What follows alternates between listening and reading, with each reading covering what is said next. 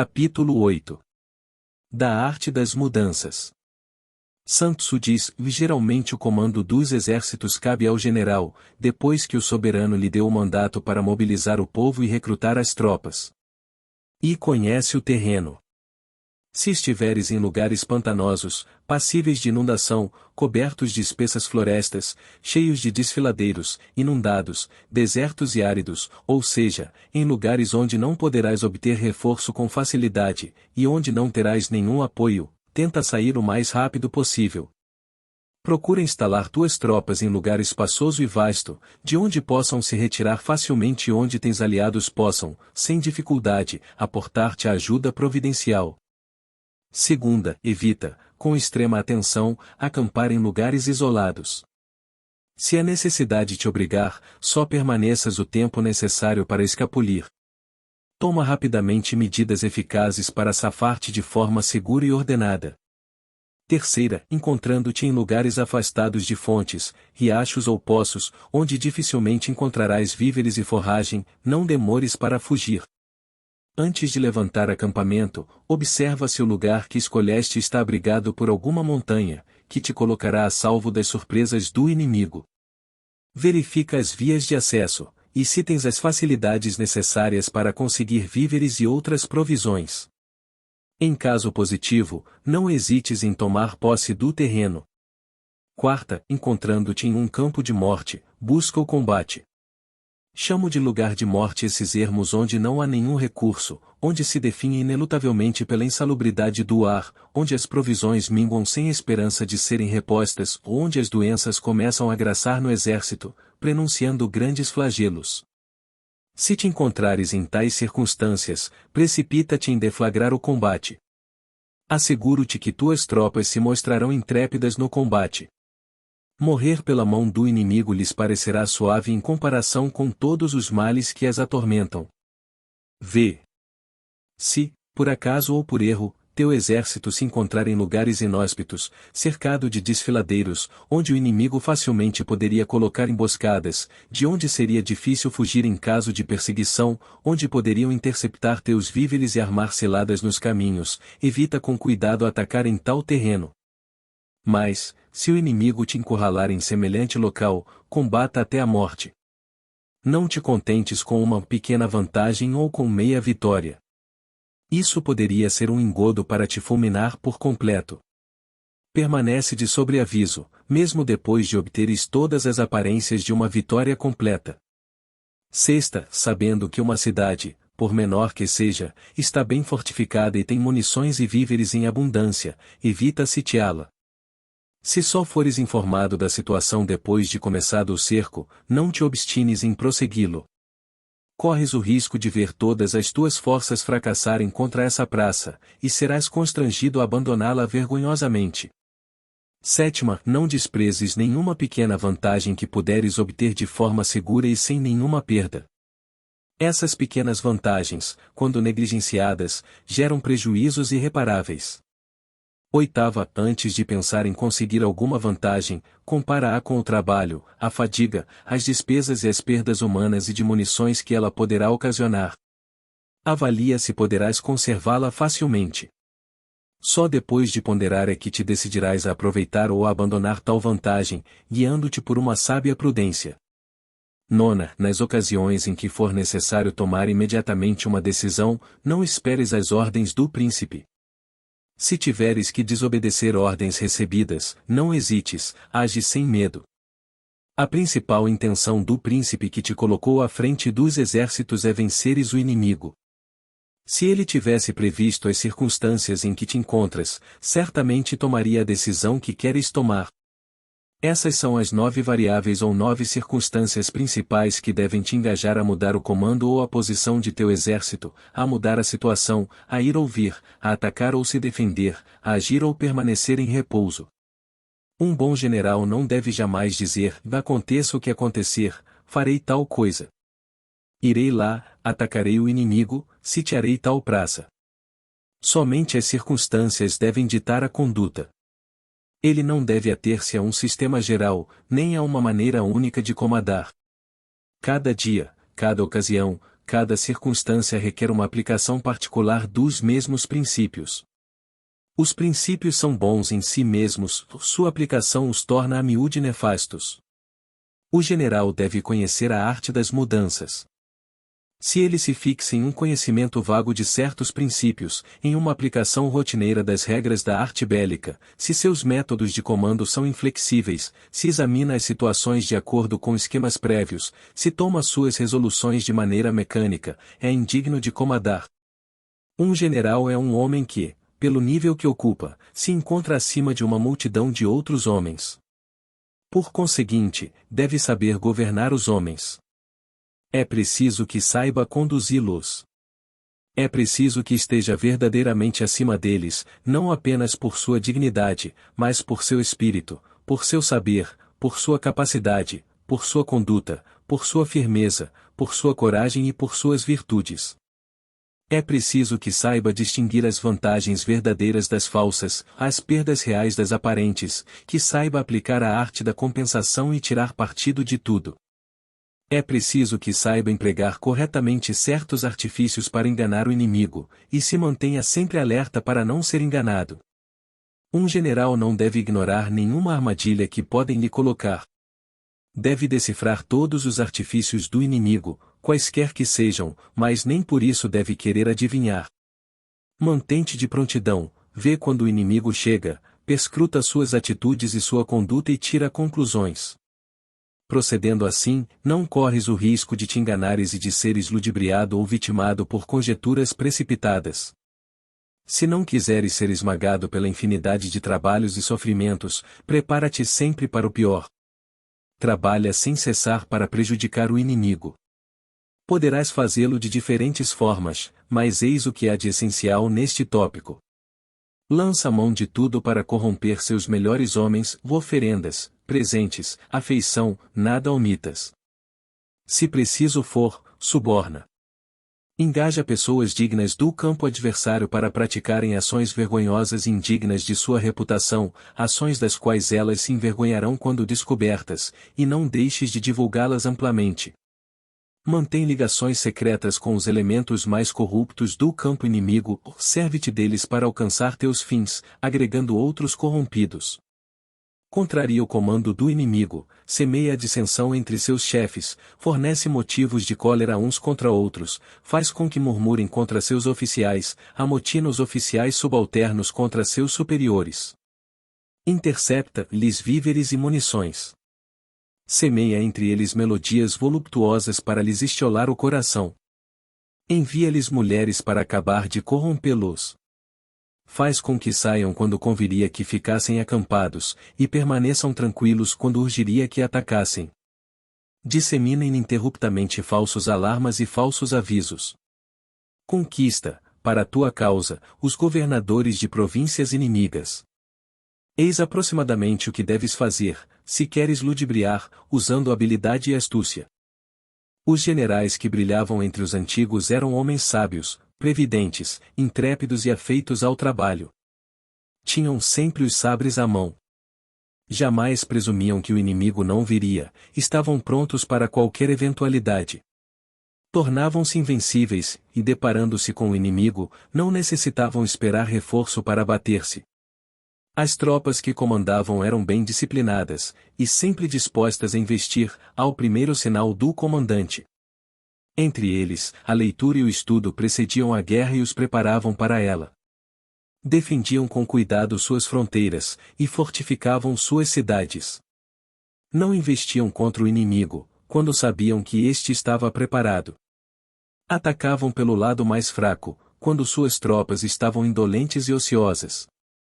Antes de terminar este capítulo, devo te prevenir contra 5 defeitos que, embora pareçam inócuos, são perniciosos e representam obstáculos funestos que derrotaram a prudência e a bravura mais de uma vez. O primeiro é o entusiasmo excessivo em afrontar a morte, atitude temerária que se honra com o nome de coragem, intrepidez e o valor ou mais, no fundo, só merece o de covardia. Um general que se expõe sem necessidade, como se fosse simples soldado, que parece buscar os perigos da morte, que combate e manda combater até o limite, é um homem que merece morrer. É um homem precipitado, incapaz de encontrar recursos para safar-se de um mau momento. É um covarde, incapaz de sofrer o menor revés sem se frustrar, acreditando que tudo está perdido, se não sair exatamente como planejara. O segundo perigo é o cuidado exorbitante em conservar a vida. Acreditando-se necessário ao exército inteiro, o general dá mostras de covardia. Não ousa, por essa razão, abastecer-se às custas do inimigo. Tem medo de tudo, até da própria sombra. Hesita, à espera de uma ocasião mais favorável. Perde a que aparece, não toma nenhuma iniciativa. Mas o inimigo, que está sempre à espreita, aproveita-se, fazendo com que um general assim temeroso perca toda a esperança. O adversário enredará, e interceptará o abastecimento e o fará perecer pelo amor demasiado que tinha em preservar a própria vida. O terceiro perigo é a cólera. Um general que não sabe se controlar, que não tem império sobre si mesmo, e se deixa arrebatar pela ira ou pela cólera, será ludibriado pelos inimigos. Estes o provocarão, e armarão 1000 emboscadas que sua irascibilidade impedirá de reconhecer, e nas quais infalivelmente cairá. O quarto perigo é a excessiva suscetibilidade. Um general não deve se ofender de forma intempestiva e despropositada. Por querer reparar a honra apenas levemente ofendida, corre o risco de perdê-la irremediavelmente. Deve dissimular. Não deve se desencorajar depois de alguns fracassos, nem acreditar que tudo está perdido porque cometeu algum erro ou sofreu algum revés. O quinto perigo é a complacência ou a compaixão desmedida em relação aos soldados. Um general que não ousa punir, que fecha os olhos para a desordem, que teme que os seus soldados estejam sempre vergados sob o peso do trabalho, não ousando, por essa razão, impor-lhes novas tarefas, é um general fadado ao fracasso. Os subordinados devem sempre ser punidos. É preciso que sofram provações. Se quiseres tirar partido do serviço dos soldados, mantém-nos sempre ocupados, não permitas que fiquem ociosos. Pune-os com severidade, mas sem rigor excessivo. Ministra castigos e trabalho, com discernimento. Um general hábil evita todos esses defeitos. Sem procurar desesperadamente viver ou morrer, deve conduzir-se com prudência e coragem, segundo as circunstâncias. Se há justas razões para se encolerizar, que o faça, mas não imite a ferocidade do tigre. Se crê que sua honra está maculada e quer repará-la, que siga as regras da sabedoria, e não a suscetibilidade advinda de uma reputação comprometida. Que ame seus soldados e os poupe, mas com moderação. Combatendo, movimentando-se, sitiando cidades, fazendo ofensivas, deve conjugar a astúcia à valentia, a sabedoria à força das armas. Deve saber reparar seus erros, quando tiver a infelicidade de cometê-los, aproveitando todos os erros do inimigo e induzindo-o a cometer outros. Capítulo 9. Da importância da geografia. Sun Tzu diz: antes de ordenar o acampamento, informa-te da posição de teus inimigos. Analisa o terreno e escolhe o mais vantajoso. As diferentes situações que encontrarás podem se reduzir a 4 principais. Se estiveres próximo de alguma montanha, procura ocupar o lado que dá para o sol. Essa localização tem grandes vantagens. Estende-te com segurança das encostas até a proximidade dos vales. Ali encontrarás água e forragem em abundância. Rejubilarás com a vista do sol, te aquecerás com seus raios e o ar que respirarás será muito mais saudável do que do outro lado. Se os inimigos irromperem por trás da montanha, informado por sentinelas, fugirás a tempo, se julgares que estás despreparado. Julgando que podes vencer sem muito risco, espera-os resolutamente para combatê-los. Entretanto, não combatas em terras elevadas, a menos que sejas obrigado. Sobretudo, nunca persigas o inimigo em terras altas. Se estiveres perto de algum rio, aproxima-te o máximo da nascente. Tenta conhecer todos os baixios e vals. Tendo que cruzar o rio, jamais o atravesses em presença do inimigo. Mas se os inimigos mais intrépidos, ou menos prudentes que tu, arriscarem a travessia, só ataques quando a metade da tropa inimiga estiver do outro lado. Estarás, então, em vantagem de 2 contra 1. Mesmo nas imediações dos rios, procura sempre os lugares elevados, a fim de descortinares o longe. Não esperes o inimigo perto das margens, não te antecipes. Fica de sobreaviso, temendo que, em caso de surpresa, não possas bater em retirada. Terceira, se estiveres em lugares escorregadios, úmidos, pantanosos e insalubres, sai o mais rápido possível. Permanecendo, corres muitos riscos. A penúria de víveres e as doenças viriam em breve te assolar. Se fores obrigado a permanecer ali, tenta ocupar as orlas. Evita adentrar-te no terreno. Se houver florestas nas cercanias, situa-te de costas para elas. Quarta, se estiveres em planícies, em lugares uniformes e secos, mantém sempre tua esquerda descoberto. Procura ter na retaguarda alguma elevação, para que teus homens possam descortinar o longe. Quando a vanguarda de teu acampamento se deparar com um exército disposto a matar ou a morrer, toma todas as precauções para que o terreno da retaguarda te ofereça segurança em caso extremo. Estas são as vantagens dos diferentes acampamentos. Vantagens preciosas, de que depende a maior parte dos sucessos militares. Foi por conhecer a fundo a arte dos acampamentos que o Imperador Amarelo derrotou seus inimigos e submeteu todos os príncipes vizinhos de seu estado.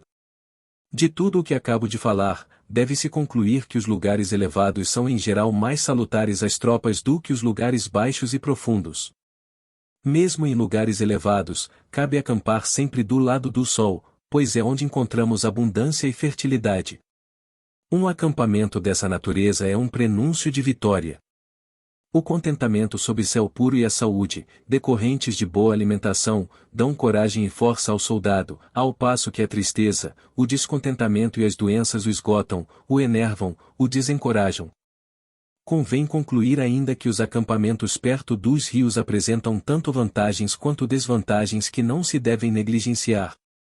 Repito o que já disse, situa-te na cabeceira do rio, deixa as corredeiras para os inimigos. Perto da nascente, os vales são mais frequentes, as águas mais puras e mais saudáveis.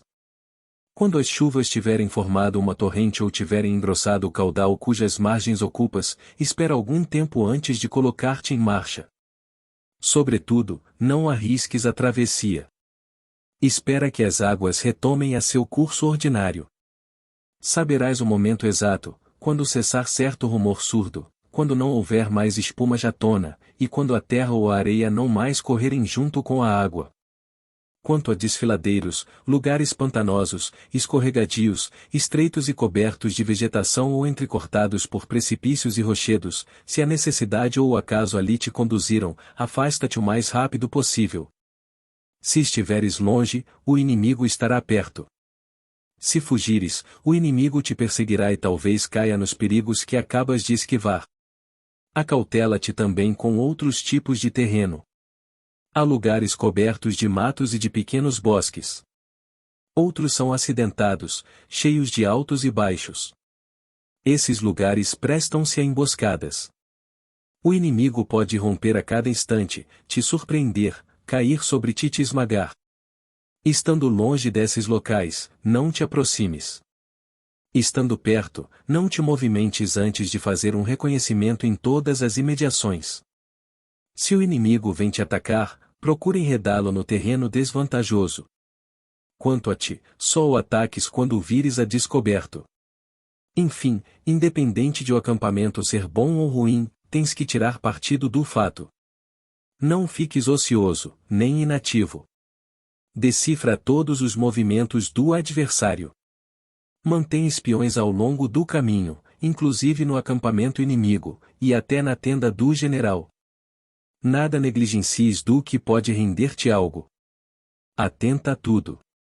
Se os homens que enviaste para sondar o terreno informarem que, apesar da calmaria, as árvores estão se mexendo, conclui que o inimigo está avançando. Pode ser que queira atacar-te. Prepara-te para enfrentá-lo de maneira adequada. Toma a dianteira.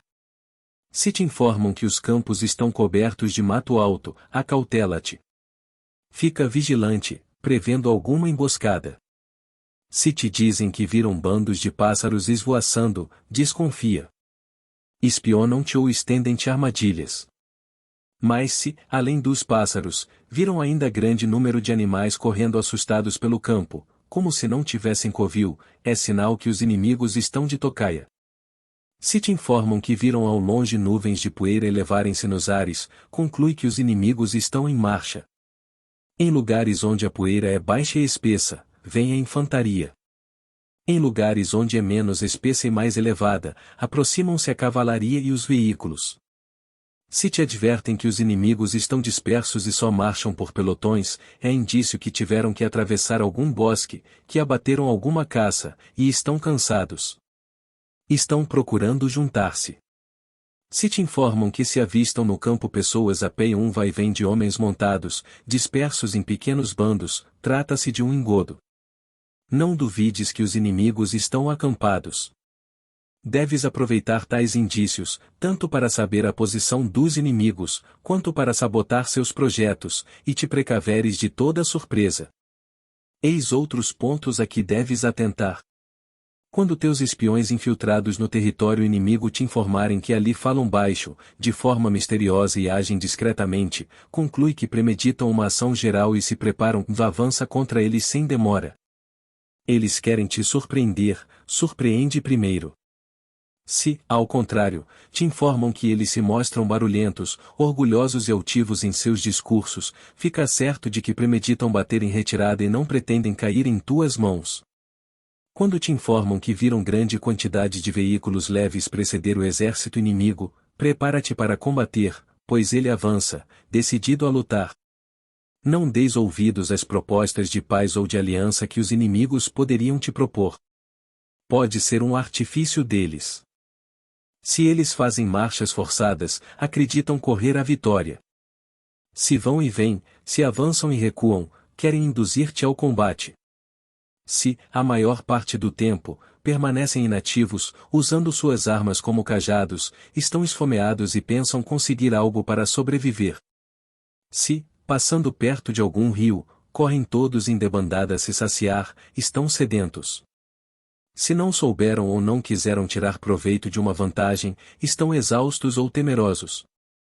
Se não têm coragem de avançar, embora as circunstâncias o exijam, estão hesitantes, inquietos e temerosos.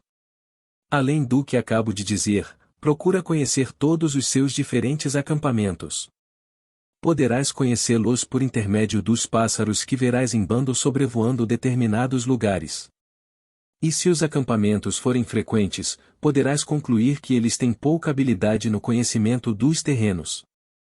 O voo dos pássaros ou os seus trinados podem indicar a presença de emboscadas.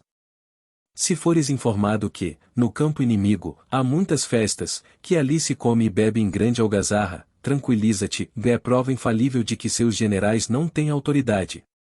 Se seus estandartes mudam de lugar frequentemente, é prova de que estão desnorteados e a desordem impera. Se os soldados se juntam em pequenos grupos, cochichando, o general perdeu a confiança de seu exército. Se há excesso de recompensas e de punições, o comando está no limite e em grande desalento. Se o exército chega a ponto de destruir seus pertences e quebrar seus utensílios, é a prova de que está acossado e se baterá até a morte. Se os oficiais subalternos estão inquietos e descontentes, irritando-se por qualquer coisa, é prova de que estão entediados ou exaustos. Se nos diferentes destacamentos matam-se furtivamente cavalos para alimentação, é prova de que as provisões estão no fim. Deves atentar a todas essas atitudes dos inimigos. Tal minúcia nos detalhes pode te parecer supérflua, mas minha intenção é de te prevenir de tudo, e te convencer que nada do que pode contribuir para a vitória é irrelevante. A experiência me ensinou, ela te ensinará também. Desejo que não seja às tuas custas. Mais uma vez, perscruta todos os passos do inimigo quaisquer que sejam. Mas vigia também tuas próprias tropas. Fica de olho em tudo, inteira-te de tudo, impede os roubos, as pilhagens, a devassidão, a embriaguez, os descontentamentos, as intrigas, a preguiça e a ociosidade. Sem precisar que te informem, eis como poderás saber, por ti mesmo, quais dos teus homens incorrem nesses delitos. Se alguns soldados, ao trocarem de posto ou de guarnição, derrubarem algo sem se darem ao trabalho de recolher, se esqueceram algum objeto em seu posto, e não o reclamaram de volta, conclui que são ladrões. Pune-os como tais. Se em teu exército há encontros secretos, se ali a miúde se fala em surdina, se há coisas que não ousam dizer senão a meia voz, conclui que o medo se espalhou entre os soldados, que os descontentamentos virão em seguida e as conspirações não tardarão a eclodir. Apressa-te em restabelecer a ordem. Se tuas tropas parecem pobres, carecendo algumas vezes até do necessário, além do soldo ordinário, distribui algum dinheiro, mas evita ser muito liberal. Geralmente, a abundância de dinheiro é mais funesta do que vantajosa, mais prejudicial do que útil. Pelo abuso a que se presta, torna-se fonte da corrupção e matriz de todos os vícios. Se teus soldados de audaciosos se tornaram tímidos e temerosos, se neles a fraqueza tomou o lugar da força, a baixeza ou da magnanimidade, fica certo de que o coração deles se corrompeu. Procura a causa da degradação e extirpa-a pela raiz. Se, sob diversos pretextos, alguns soldados solicitam o desligamento, é porque não têm vontade de combater. Não recuses desligamento a todos. Mas, concedendo-o a vários, que seja em condições infamantes. Se eles vêm em grupos te pedir justiça, com tom sedicioso e colérico, escuta suas razões, leva-as em consideração. Mas, satisfazendo suas reivindicações de um lado, pune-os de forma extremamente severa de outro. Se, quando mandares chamar um subordinado, ele não obedecer prontamente, se custar a acatar tuas ordens e se, após teres terminado de falar, ele não se retirar, desconfia, fica alerta. Em suma, o comando das tropas exige atenção contínua do general. Sem perder de vista o exército inimigo, ele precisa sondar o seu. Informa-te quando o contingente dos inimigos aumenta, informa-te da morte ou deserção de teu mais reale soldado. Se o exército inimigo é inferior ao teu e, por isso, não ousa tomar a iniciativa, vai atacá-lo incontinente, não permitas que ele se fortaleça. Uma única batalha é decisiva nessas ocasiões. Mas se, desconhecendo a situação presente dos inimigos, e sem estar preparado, ousares instigá-los para a luta, corres o risco de cair em suas armadilhas, ser batido, e perder-te irremediavelmente. Não mantendo uma disciplina rígida em teu exército, não punindo com rigor a menor infração, em breve deixarás de ser respeitado, teu prestígio se abalará, e os castigos que empregares em seguida, em lugar de coibir os delitos, só servirão para aumentar o número de culpados. Ora, se não és nem temido nem respeitado, se só usufruis de uma frágil autoridade, de que não sabes servir-te sem perigo, como poderás comandar um exército? Como poderás enfrentar os inimigos do Estado? Necessitando punir, age rápido e à medida que as infrações ocorram. Só deis ordem se tiveres certeza de que serás obedecido. Instrui tuas tropas, mas instrui-as adequadamente. Não as aborreças, nem as fatigues sem necessidade. Tudo o que elas podem fazer, para o bem ou para o mal, está em tuas mãos. Na guerra, a superioridade numérica isolada não confere vantagem. Não avances, contando apenas com a força militar. Um exército integrado pelos mesmos homens pode ser irrisório se comandado por determinado general, ou invencível se comandado por outro.